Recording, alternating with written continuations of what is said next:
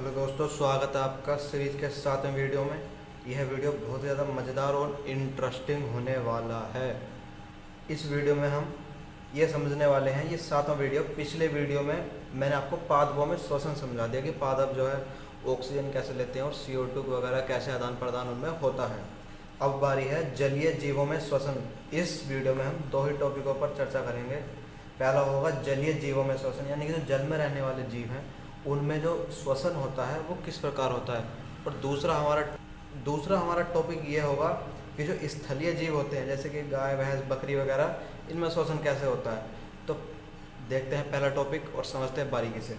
तो जलीय जीवों में श्वसन, तो पहले आप जानते ही हैं जैसे कि जलीय जीवों में श्वसन, जलीय जीव मछली है आपकी, तो मछली जो है वो सांस तो लेती है, और सांस में क्या लेती है, ऑक्सीजन ही लेती होगी।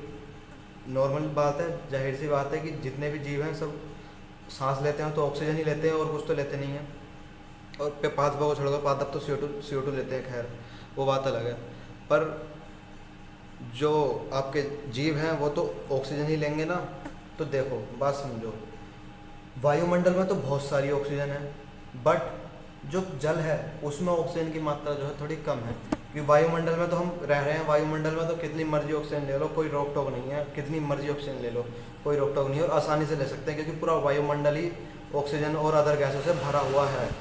बट जो जल में ऑक्सीजन है वो ऑक्सीजन की मात्रा कुछ ज़्यादा ही कम है। तो इसलिए जो जलीय जीव होते हैं उनको जल में से ऑक्सीजन निकालने के लिए थोड़ी पावर लगानी पड़ती है, थोड़ी ताकत लगानी पड़ती है, क्योंकि उनको जल में से ऑक्सीजन अलग करना होता है, फिर ऑक्सीजन का वो यूज़ करते हैं। तो हम तो आसानी से सांस ले सकते हैं, बट जो जलीय जीव होते हैं उन्हें सांस लेने में थोड़ी दिक्कत आ जाती है, क्योंकि वो जो है जल में विलय ऑक्सीजन का यूज़ करते हैं, जल में विलय ऑक्सीजन का यूज़ करते हैं। तो इसी कारण जो जलीय जीव होते हैं उनकी श्वास दर, यानी कि सांस लेने की जो उनकी स्पीड होती है, स्पीड सांस लेने की, वो थोड़ी ज़्यादा होती है।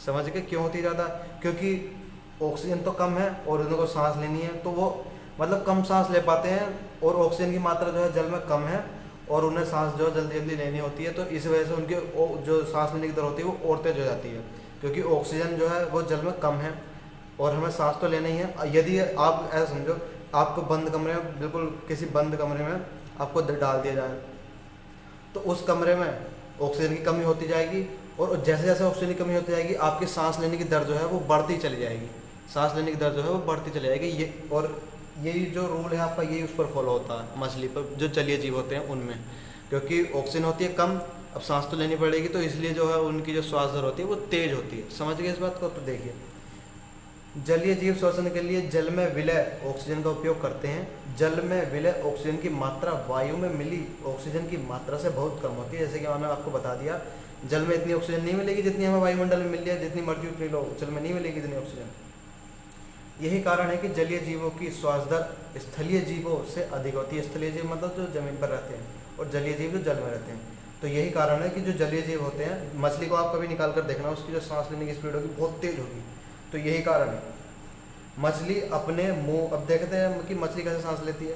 वैसे तो आप नॉर्मल समझ गए कि जलीय जीवों में श्वसन होता है, उनके सांस लेने की दर अधिक क्यों होती है। क्वेश्चन आ जाता है कि जलीय जीवों में सांस लेने की दर अधिक क्यों होती है, तो आप बता दोगे क्योंकि जल में विलय की, जो जल में ऑक्सीजन है उसकी जो विलय ऑक्सीजन है उसकी मात्रा बहुत कम होती है। किसके अपेक्षा, वायुमंडल में उपस्थित वायु की अपेक्षा उसकी जो जल में विलय की मात्रा है ऑक्सीजन की वो कम होती है। इसी कारण उनकी जो श्वास दर तेज होती है। मछली अपने मुंह के द्वारा जल लेती है, मछली मतलब अपने मुंह में जल लेती है, और फिर क्या करती है, मुंह में जल लेने के बाद उसके बाद वो प्रेशर लगाती है और वहाँ पर ऑक्सीजन को अलग कर देती है, और जो बाकी का मटेरियल है उसको अलग कर देती है। तो जो ऑक्सीजन बनती है वो तो क्लोम के द्वारा वो अंदर भेज देती है, और जो बाकी का मटेरियल होता है उसको छोड़ देती है। देखिए, मछली अपने मुंह के द्वारा जल लेती है तथा बलपूर्वक इसे क्लोम तक पहुँचाती है, यानी कि जो वहाँ पे बल वगैरह लगाती है वो, और जो ऑक्सीजन निकलती है बल लगाने से वो उसे पहुँचा देती है क्लोम के, बायो थ्रू क्लोम, उसके क्लोम के द्वारा उसे अंदर पहुँचा देती है। यह विलय ऑक्सीजन रुधिर में चली जाती, यहाँ जहाँ विलय ऑक्सीजन रुधिर ले लेता है, यानी कि जब वो क्लोम में अपनी ऑक्सीजन भेज देती है तो वहाँ से जो ऑक्सीजन होती है वो आपके रुधिर में चली जाती है, और जो बाकी का मटेरियल होता है वो उसको छोड़ देती है। तो जलीय जीवों में आप श्वसन समझ गए। अब देखिए स्थलीय जीवों में श्वसन कैसे होता है। तो देखिए हमारा टॉपिक है अब स्थलीय जीवों में श्वसन। यानी कि जो स्थल पर रहने वाले जीव, मतलब जो स्थल मतलब जो भूमि पर रहने वाले जीव होते हैं वो कैसे सांस लेते हैं और छोड़ते हैं। तो वैसे मनुष्य में जो श्वसन होता है वो मैं अभी आपको अगले वाली वीडियो में बताऊंगा कि मनुष्य में श्वसन क्यों होता है, क्योंकि वो वीडियो काफ़ी लंबा हो जाएगा।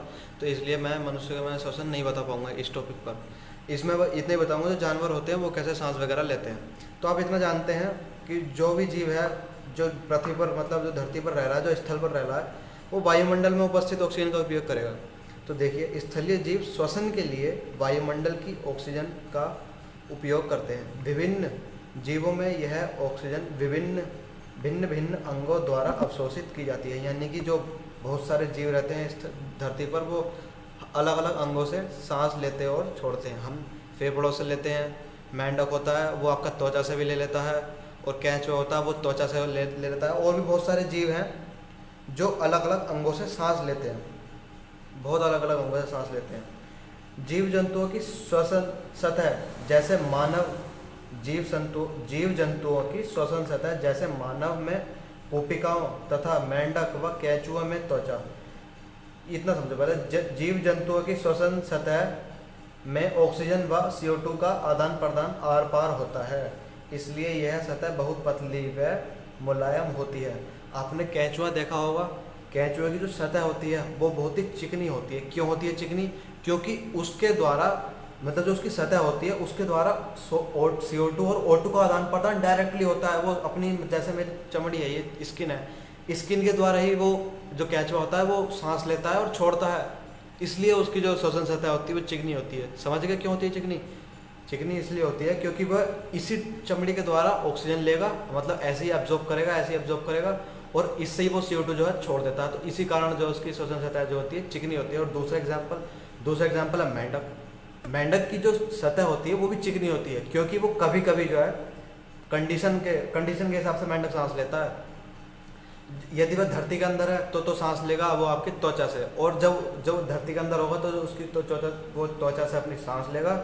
और इसके कारण ही उसकी जो सतह होती है वो भी चिकनी होती है। मेंढक की जो सतह होती है वो भी चिकनी होती है। क्योंकि वो क्यों होती है चिकनी? क्योंकि वो अपनी त्वचा से भी सांस ले सकता है। इसी कारण उसकी जो बाहर की सतह होती है वो चिकनी होती है।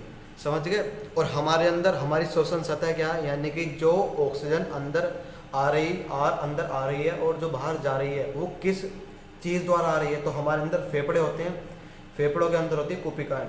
हम सांस लेते हैं, सांस लेने के बाद हमारी ऑक्सीजन इस कोशिकाओं में आ जाती है, और जो रुधिर होता है वो लाकर इसे कोशिकाओं को दे देता है CO2। यहाँ से ऑक्सीजन बाहर आ जाती है और CO2 जो है वापस चली जाती है। तो हमारी श्वसन सतह क्या हुई? हमारी श्वसन सतह हुई कोशिका। और जो हमारी कोशिकाएं होती हैं फेफड़ों के अंदर वो भी बहुत चिकनी होती हैं। यानी कि आप इतना समझ गए, जो श्वसन सतह होगी वो बहुत ज़्यादा चिकनी होगी।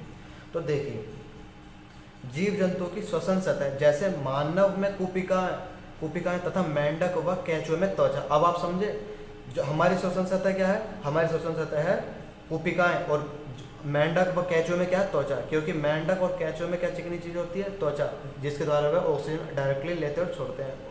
और हमारे अंदर हम कोशिकाओं के द्वारा ऑक्सीजन का आदान प्रदान यानी ट्रांसपोर्ट वगैरह करते हैं।